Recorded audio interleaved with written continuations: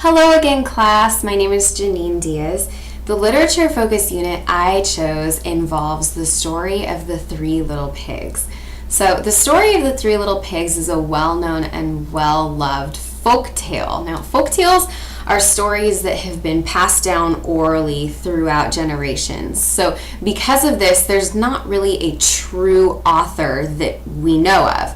The story of the Three Little Pigs, the actual story, was written and appeared in English fairy tales by Joseph Jacobs in 1890. This version is the most well-known. So as folktales tend to do, the story has been adapted and changed to fit many different audiences. This is similar to the telephone game. Sometimes details can be changed, and in the case of folktales, this doesn't happen to be a bad thing. It's just something that happens when things have been passed down orally. It's something special about what folktales are. Disney used this story in one of its Silly Symphony cartoons. The song "Who's Afraid of the Big Bad Wolf" is thought to go hand in hand with the story of the Three Little Pigs. More recently than the Silly Symphony cartoon, John Sejka, I hope I said that right, has retold the story from the perspective of the wolf, and so it's just a very clever and witty book. This specific week-long literature unit is for second graders and is focused on the picture book, the true story of the Three Little Pigs. This is the book that John Sejka wrote, the true story of the Three Little Pigs. It's told from the perspective of the wolf. It's a very fun book. It's very different. He kind of goes through why he is called big and bad, and it's a really clever book. And we want the students to get out of this book is the creative liberties that he took with the well-known and well-loved original story. So the students will learn the typical tale, the classic story of the Three Little Pigs, toward the beginning of the week. With this background knowledge formed, the students will read the true story of the Three Little Pigs. The students will participate in grand conversations and make notes about the two stories. Next, the students will explore two other adaptations of the Three Little Pigs. One of those will be the Silly Symphony cartoon, which will be fun for them to see and learn the song. And the other is kind of a more modern take on the Three Little Pigs. It involves the pigs working in like a waffle factory, and so it's a little bit more modern, but it's still following the original tale. It's just taken some liberties. And so they will take all of these stories and they will decide the basics and necessary pieces of the story. So throughout each of these stories, there are some things that are consistent, and they will pull out those consistent pieces and base their own writing on that story. So they will take the facts and pull these out of the different adaptations that they've read, and they will be able to create their own story of the Three Little Pigs from the perspective of the character of their choice. So it's a very fun and exciting second grade unit. It'll be a week long, and it's just full of fun, and the Three Little Pigs, yay! So the standards covered include ELA Standard 1.3, 1.8, 2.1, and 3.3. And the California Content Standards for second grade include Grade 2 Literature 5, Grade 2 Literature 3, Grade 2 Speaking and Listening 4, and Grade 2 9. So you can go ahead and look those up if you want to find out more about it. They're also included in my literature focus document. So it will be a lot easier to read that, but I wouldn't want to go through and read every single standard for you, so that I can talk about some of the fun and exciting activities that will be taking place in the unit. So I'm kind of just going to go, since it's a week long, I'm going to go day by day and let you know what some of these really exciting and fun activities are going to be for this week unit on the Three Little Pigs. So on Monday, we're going to start with a brief background on the Three Little Pigs tale. So why, kind of what I was saying at the beginning of this presentation about it being a well-known folk tale, and that folk tales are oral traditions that have been passed down. So the students will kind of learn about that and learn why some of these have different adaptations. And then we will do an oral reading of the classic story of the Three Little Pigs. So I, as the teacher, would read the story and read it in an interactive way so that they can get in touch with their, what I want to call, imagination senses.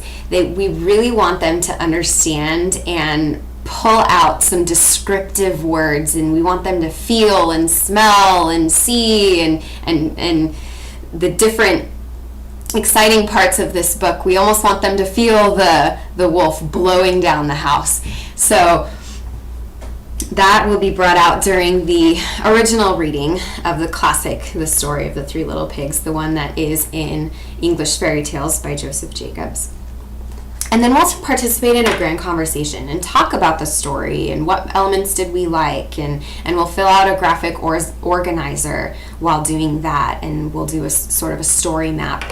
And then we will add to the word wall. Now, the purpose of the word wall for this unit is to add in descriptive words so that later on in the week, when they begin to write their own story, they can use really good adjectives to describe what's going on in their version of the story.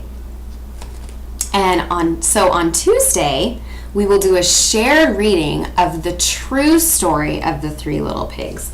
That's this one. So we'll be doing a shared reading of this.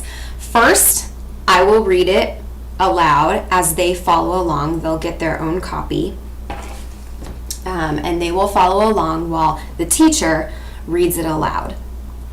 The second reading will be them reading the book again in small groups.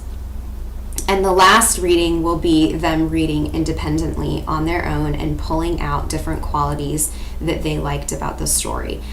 We will again participate in a grand conversation about that story, and this time what we're going to do with our graphic organizers, we're going to do a Venn diagram. So we're going to compare and contrast the original story that we read on Monday, the previous day, and then we'll look at the true story of the Three Little Pigs and see what the same qualities are, what the differences are. They can kind of decide whether they believe the wolf's story or the pig's story. So it'll be a really interesting grand conversation. And again, we will add to the word wall.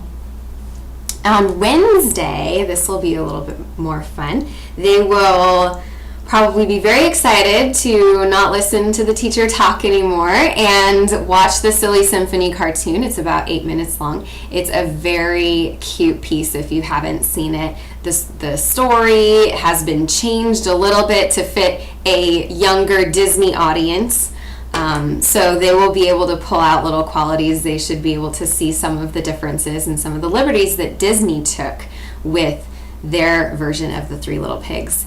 And then we will also read The Three Little Pigs by Stephen Kellogg. This is the story I was talking about earlier, where it's a little bit more modern. There's a straw bungalow instead of a straw house, and a little log cabin instead of a house made of sticks. So it's a little bit more modern, and it involves the waffle making, as I talked about earlier. It's a very cute book. We'll also participate in a grand conversation about those books and the previous books that we read, and we will add to the word wall as well. Now, this day, on Wednesday, we will start as much as we can with the time limit that we have, our writing workshop. This is going to take place throughout the rest of the week. The writing workshop, we're going to form groups on Wednesday, and then we're going to start a graphic organizer where we'll do story blocking. So they'll kind of decide where they want to take their version of the Three Little Pigs. So on Thursday, we're going to do a quick review of all of the stories and to get them refreshed. And then we'll go straight to the writing workshop after that. They will be able to finish out their story blocking and start writing. And they're going to be doing this in groups so they can talk with one another, they can bounce off ideas. The teacher will also be walking around and making sure that they're staying on task and kind of channel their ideas. The graphic organizer is a really good way for them to put these spacey, big ideas that they have onto paper. Sometimes translating it into your writing is really difficult, and so the graphic organizer should help with that. It should also help that they are in small groups. They'll be able to talk to each other.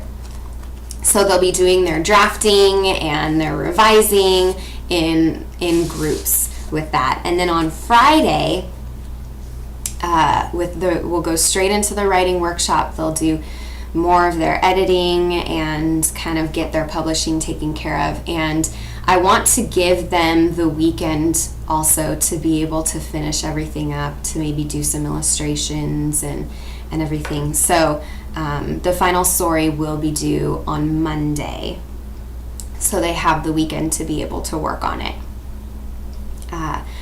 There are 2 assessment plans that I would like to bring up. There's more assessment than just these 2, but this is what I felt would be important to share. I really think that it's important for there to be a status of the class chart during the writing workshop. So all of the students should know about the status of the class chart. The teacher will walk around at the beginning and at the end of each writing workshop period and will ask the students' status. So they will let the teacher know whether they are in the pre-writing stage, the drafting stage, the revising stage, the editing stage, or the publishing stage. So they may change throughout the course of one workshop, and that's perfectly great. We want to mark that and see their progress and kind of look to make sure that they are moving along and getting through. If anybody is stuck, the teacher will be able to be of aid there. And the second assessment plan would be the rubric. And so with the story, there will be a grading rubric. They will be graded on a range of 4 to 0 on their ideas, order, sentences, and spelling and punctuation. A score of 0 means that no work was done at all.